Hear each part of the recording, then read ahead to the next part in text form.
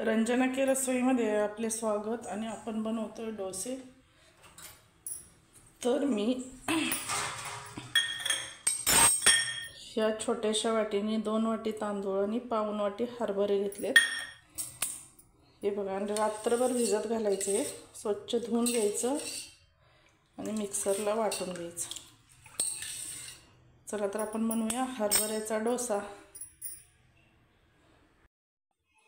याच्यामध्ये आपण टाकूया छोटासा एक कांदा, 2 हिरव्या मिरच्या, कोथिंबीर, कढीपत्ता आणि आलं। हे सगळं याच्यामध्ये मिक्स करून घ्यायचं। 1 चमचा जिरं, हळद,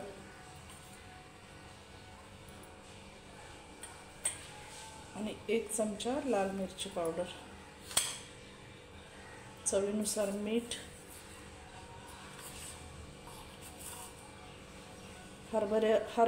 अख्खे हरभरे असल्यामुळे थोडासा हिंग। आता हे सगळं मिश्रण एकत्र करून घेऊन आपण मिक्सरला लावून घेऊया। हे बघा, कलर पण खूप छान आलाय। असं घट्ट वाटून घ्यायचं। चला तर आपण आता डोसे बनवून घेऊ।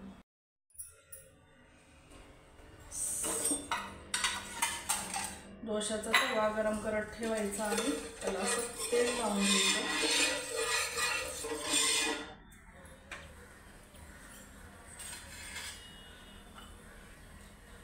अशी एक वाटी घ्यायची,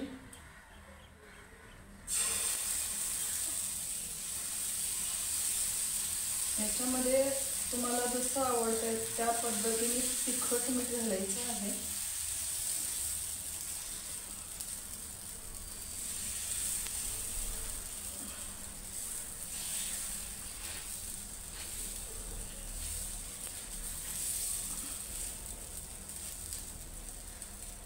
व्यवस्थित पसरवून घ्यायचं।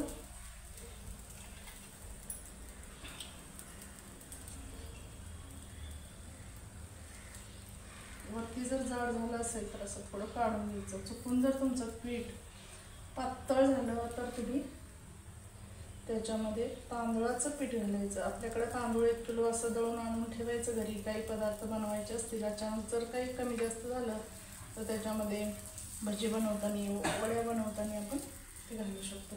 आता याच्यावर आपण झाकण ठेवू।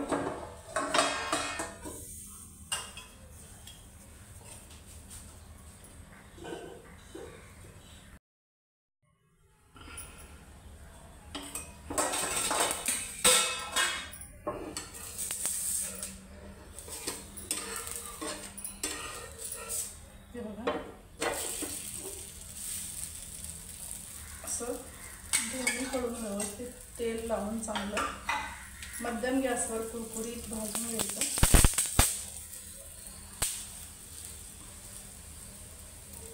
खूप छान झाले ते। आता आपण सगळे डोसे करून घेऊ।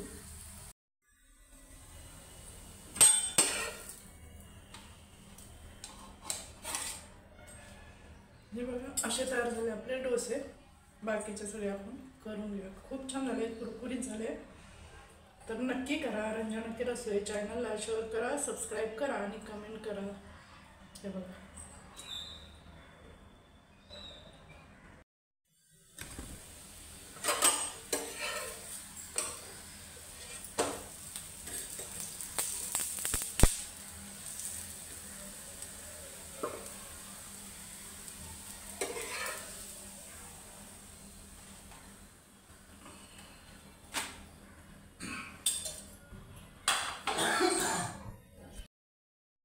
मला ना वाटीपेक्षा असं हाताने पसरवायला जरा सोपं वाटतं। हे बघा, असं बोटाने एकदम पातळ होतात ते। वाटीने मला थोडंसं जाड वाटतं।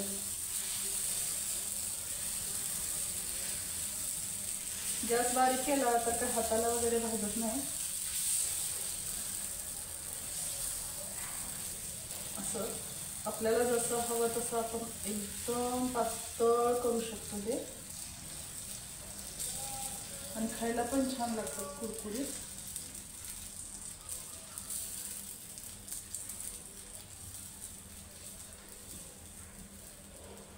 असं सगळं आपण लावून घ्यायचं.